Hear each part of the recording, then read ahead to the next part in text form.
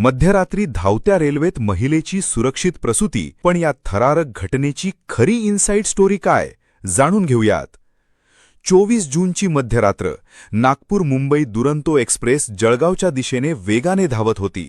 रात्री 2:30च्या सुमारास एका गर्भवती महिला प्रवाशाला तीव्र प्रसूती वेदना सुरू झाल्या.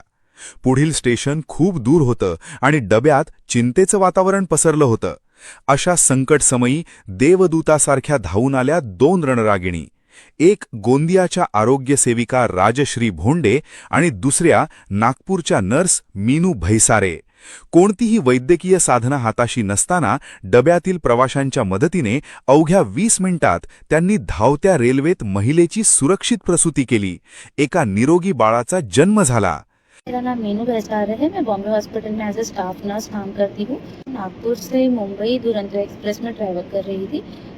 करीब 2 बजे के करीब एक अंजुम नाम की लेडी जो मेरे ही कोच में ट्रैवल कर रहे थे, उनको वो 9 मंथ प्रेग्नेंट होने के कारण उनको एक लेबर पेन स्टार्ट हुआ।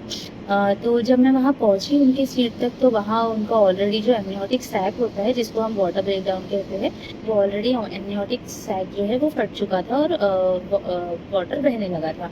तो जैसे मैंने उनको कवर करके उनको देखना चाहा, ऑलरेडी बेबी का जो सर जो है वो वजाइना से बाहर था।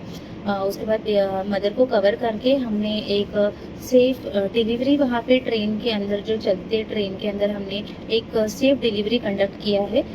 एक मेरी को पैसेंजर जिनका नाम राजेश्री नावारे है, उन्होंने मेरे इस सारे प्रोसीजर में पूरा हेल्प किया हुआ है। हमने बेबी डिलीवर करके बेबी का कॉर्ड क्लैम्प करके कट करके बेबी को रैप करके मदर को फ्रेश न्यू कपड़े पहना के क्लीन करा के बेबी को फीड करा के 40 गांव में बेबी को और मदर को जो है हमने ड्रॉप किया हुआ है, जहां उनको रेलवे के थ्रू मेडिकल हेल्प अवेलेबल करा दी गई थी। माता आणि बाळाचे प्राण वाचवणाऱ्या मीनू यांच्या याच माणुसकीला आज संपूर्ण महाराष्ट्र मनापासून कडक सॅल्यूट करत आहे. बहुत अच्छा मैडम, आपके इसलिए मैं तो